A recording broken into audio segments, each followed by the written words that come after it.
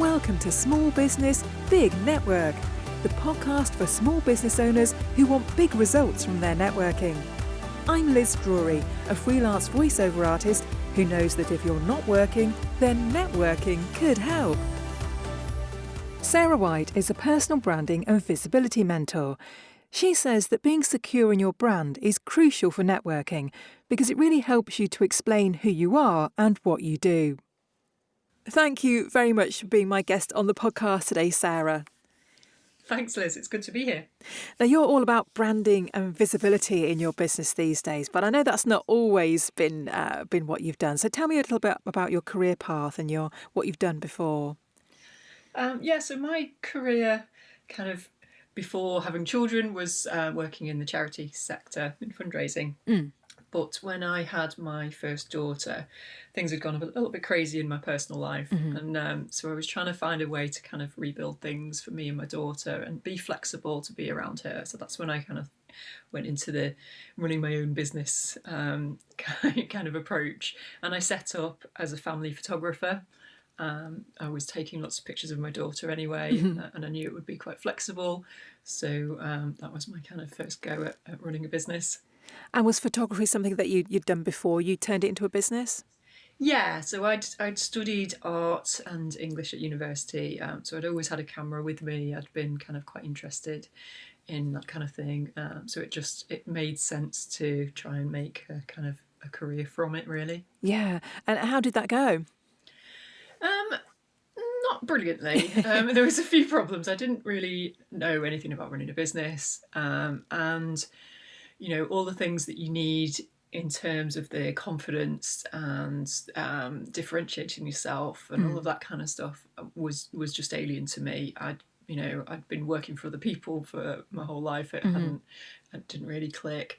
I really struggled, to be honest, with that side of things, trying to get the business off the ground. And how long did you run that business for? So it kind of, it didn't have an end really, but things evolved as they quite often do. So, but it was probably about 8 years where I was really kind of struggling. I was also, mum as well. So it wasn't kind of, I wasn't putting full-time effort into it for a long time. But and it was really lockdown that gave me that kind of point, as for lots of people, of, I need to either start taking this seriously now and do something about it, or I need to go and get another job. And I really didn't want to do that. No. So that was a big turning point for me. So that's when you moved into the branding and visibility work that you do now, was it? Yeah, so that was when I started, as I say, it evolved. So I started doing brand photography, working with business owners. And I thought that was something that would be, because the family stuff was a lot of weekend work. And I thought, well, I can do the brand stuff in the week. People will be more up for that. And so it was a kind of an extension of it initially. But actually, I realised I learned so much from working with business owners, and it was a very different proposition. Somebody's investing in their business rather than a nice to have family shoot. But it also taught me so much about what I wasn't doing. When I was trying to help people to show up in their business and be visible, I realised I wasn't doing that. So that's when, things really started to click. And so that's kind of what led me to what I'm doing now, was that realisation that I was hiding, and that's why I wasn't getting anywhere. Yeah. So I kind of really became quite fascinated by that whole idea. And since then I've studied brand strategy. I've put lots more work into it, and absolutely fell in love with it. The whole idea that actually we can just show up as ourselves, and that's the most powerful thing we can do. Yeah. So what things did you do to make your business more visible when you sort of first started thinking, oh, I'm not out there like I should be? Yeah, well, prior to that, I'd been petrified of going networking, because I always thought that everyone else had it all sussed. They knew what they were doing. They would judge me, and actually, immediately realised that that's not the case. As soon as you start going networking, you realise that everyone's got their insecurities. Yep. Nobody has it fully worked out, and everyone is really supportive. You might get the odd person who's not, but generally speaking, we all want each other to do well, and so it's that support that you don't really get outside of that. If most of your family and friends don't run businesses themselves, it can be really quite lonely, can't it? And people don't really understand what's involved. So I started to get a lot more support from that, and also just showing up myself a lot more. Prior to that, I was expecting my photography work to speak for itself, the images, but actually people need to know the person that they're working with. So just showing up. I started doing lives on Facebook, which I thought I'd never be able to do. But it's one of those things that once you've done a few, it gets easier much more quickly than you think it will, and all of that kind of stuff. So I just started to let people know what I was all about, why I love what I do. And things started to fall into place. I mean, I make it sound easy. It was a slow process. It was step by step. But realised that that's what I really needed to do. Yeah. So who are your clients now? Who are you working with? Yeah, so now I don't do the photography anymore. I've kind of realised that there's the people that can do that, and I kind of signpost people. But I work with people now who have been in business for a while, but they're not getting where they want to because they naturally don't love being the centre of attention, and they might not have their messaging clear. It's about the way they position themselves. It's about understanding what makes them so good at what they do and different from everyone else, and being able to communicate that confidently. So it might be coaches, consultants. There's quite a wide range of business owners, but it's people who don't want to be really visible, but actually they absolutely need to, because they've got so much to share. They've got a lot on offer. So it's just about helping them to get that out there and connect with the right people. And are there any patterns at all as to the kinds of businesses you're working with, the sort of sectors that you're working with? I'm always, because of my values, and I talk about those a lot now because I understand the importance of that, I attract people who really want to make the world a better place in some way. So as I say, it's people who are kind of quite purpose-led, very strong values. So sometimes it's kind of eco-friendly businesses, but it's a lot of, as I say, coaches, hypnotherapists, mentors, quite largely service based, but it's quite some wellness companies, that kind of thing. But people who are trying to help people. They really care about what they do, but they just don't like shouting about and bigging themselves up very much. And presumably there's no geographical restrictions on who you can work with? No, not at all. No, I can work.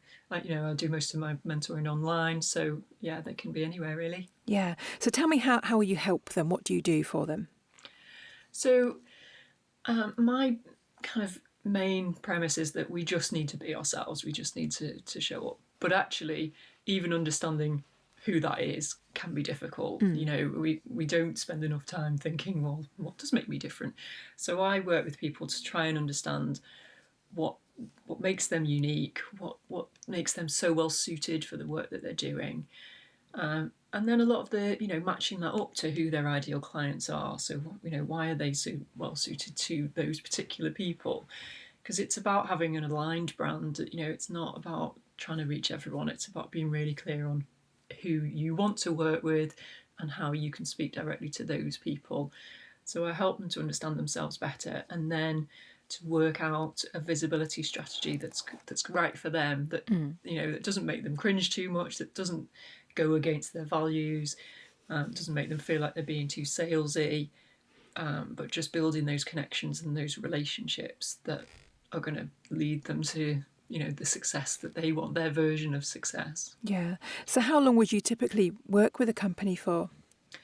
So there's a few different options, but my group program is 6 months. I've got a membership as well, and I've got people in there that it's coming up to 3 years now, just for the kind of ongoing accountability and support. Because sometimes with this stuff, we make some steps forward, but then we have a wobble, and so sometimes we need that kind of ongoing guidance and somebody to you know, to say it's okay, you can keep going, don't let this knock you, you know, because there's a lot of mindset work around it, as well as the practical skills of, you know, how to actually get visible. Yeah. What kind of branding mistakes do you see small businesses making? I think, I mean, a lot of people try and follow what other people have told them they need to do.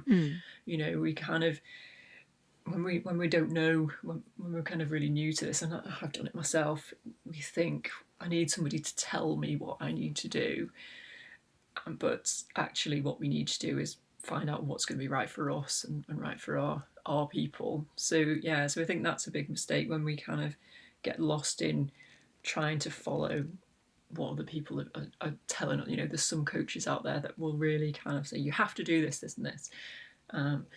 And the other one is just really trying to spread ourselves too thin. People can feel like they have to do everything, and then they just become overwhelmed because, you know, there's so many options for visibility. And a lot of people also think that it's just about social media, and put all of their kind of eggs in one basket. And actually, social media is a really useful tool, but on its own, it's not necessarily enough. You know, that people, you know, we can go networking, we can look at podcasts, we can, you know, we can go to events. There's loads of different options, so it's just kind of working out which ones are right. And even within social media, there's loads of different options as well. You know, we don't have to do them all. And so if we try and spread ourselves too thin, we don't do any of it really well. And that's, you know, that's a mistake, and a trap. And then it becomes really, as I say, overwhelming and exhausting. And that's when people switch off and, you know, and lose the momentum then as well. Yeah. So what difference does working with you make to your clients and their businesses? My clients feel like they're taking the control back over how they're going to get visible. It's giving them permission to say, actually, no, I'm not going to do that, but I am going to do this, and this is my strategy. And, you know, so that when they have that understanding of what's going to, and that real kind of strategy, and you know, they've actually thought about what's going to be the right way for them to get in front of the people that they need to reach, the people that need to hear what they've got to say, then they take ownership of that then, and they, you know, they can confidently say, well, that's not for me. So it's just a really kind of quite empowering difference, you know. And also it's when they understand themselves better, it makes more sense. You know, they're not just kind of blindly trying everything and hoping for the best. There's intention behind it. They know why they're doing what they're doing, and they know what they need to do. So it just means that they can focus more of their energy on the work that they really love, the work that they want to do, but without losing the momentum, you know, and without hiding away and not being able to get visible at the same time. Yeah. What do you think it is that makes you good at what you do? I think, I mean, largely it's because I've been there. You know, what I teach is everything that I've learned over the last 5 or 6 years. You know, I've felt the frustrations. You know, so I'm helping people who are very like me. You know, most of my clients are naturally introverted. They don't, as I say, they don't love being the centre of attention. So I'm helping people to understand that you can still be successful without having to change who you are. You know, I'm a good listener. I really genuinely care about the people that I work with, and I want them to succeed. I want them to reach their potential.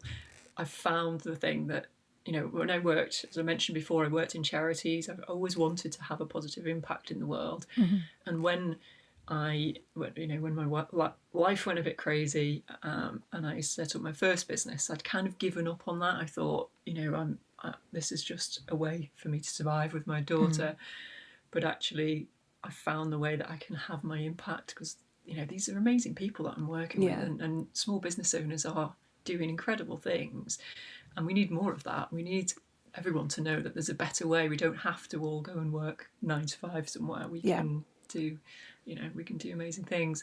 So I think my kind of, you know, my passion and my belief in it all helps as well. You know, it's really kind of I really care about it. Which, Yeah, that comes across. Thank you. Now, we mentioned networking briefly earlier on when you were talking about starting your photography business. Have you changed how you network since those days?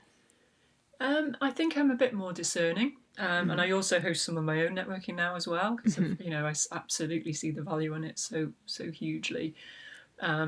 My networking events, and a lot of the ones I tend to go to are quite small. I do find that for me, the smaller rooms are where I have the best conversations. Rather than trying to go. I do go to some big events, but they can be overwhelming. Yeah. And and I don't think it doesn't matter how many people are there. You can still only speak to the same number, really. Yes. so it's great to kind of focus on making those real meaningful connections. Yeah. I do think that I probably started out with networking thinking I'm looking for business. Yeah. Whereas now I'm much more, focused on just building those relationships and seeing what comes from it further down the line. And I also am much better at kind of following up with people now and connecting with people afterwards, because it's so crucial, isn't it? But I think when we start out, we don't necessarily do that. We don't even feel comfortable doing that. Yeah. But actually, it's so important that we do build on those relationships, and not in a salesy way, but very much in just a genuine relationships kind of way. Yeah. Yeah. So tell me about the events that you organise. So I host, as I say, very small. So one every other month I do. One is a coffee morning, and in Chester where I live, and the other is a net walk, because I think it's so nice actually doing networking whilst out and about in the fresh air in lovely locations. So I move those around in Cheshire to a few different places. And we just walk and we talk. And I think the beauty of that is that you don't even have to look people in the eyes necessarily. If you're really quite uncomfortable with networking, you can just chat as you wander. I really like that. And it's one of those things that it's not a huge part of my business now, but I don't want to stop. I've considered stopping, when things get busy, but I love doing it. And I know the people that come to my events really appreciate it as well. They really enjoy them and get have those we always have brilliant conversations, and not necessarily about our businesses, but still you get to know each other really well on a kind of genuine level. I don't really like small talk or kind of surface level stuff. I like to really get to know people. So what has come out of networking for you? I mean, I think probably most of my business has come from networking in one way or another. Loads of amazing opportunities and relationships. The other thing that I has kind of probably shifted in the way that I approach networking now is I speak a lot at events when I can as well, because if you're at the front of the room and you speak, every single person in the room knows who you are then. Yes. So it's such a kind of efficient way of doing it. And that's another thing that I was petrified of when I started out. I had done a couple of public speaking gigs in my charity career, and they'd gone really badly. And so you kind of think, oh, well, that's something I'll never be able to do. But actually, like as with most things, it's a skill that you can learn. And I have, I've invested in training, and I've practiced, and so now I consider myself to be a good speaker, and that's been really powerful as well. I've been able to connect with amazing people. And how does being secure in your brand help you with your networking?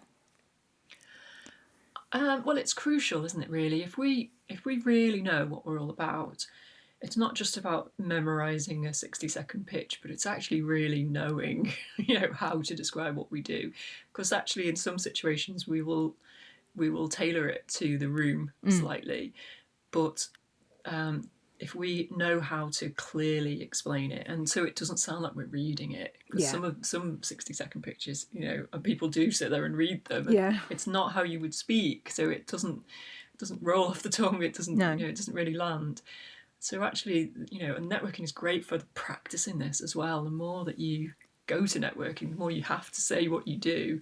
If fully understand what your brand is all about, what your key messages are, you can easily get that across. You can, quite succinctly and really help people to understand how you can help them really quickly.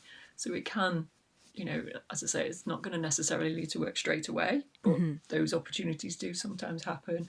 But it's about it being memorable as well. You want people to remember you. So if somebody else is looking for somebody doing what you do, then you will spring to mind. Yes, absolutely.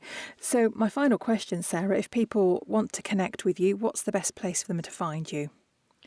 I'm on all the platforms. I've got a Facebook group called Be the Face of Your Brand. I'm on LinkedIn. I'm on Instagram, Sarah White Branding. But yeah, probably my Facebook group is probably the easiest. But yeah, come and find me. I've got one of those common names that Yes.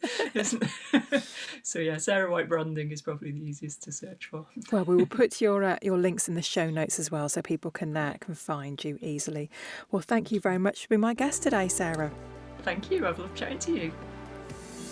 Thanks for listening to Small Business, Big Network. If you found this podcast useful, please do rate, review and subscribe. And don't forget to share it with the rest of your network too.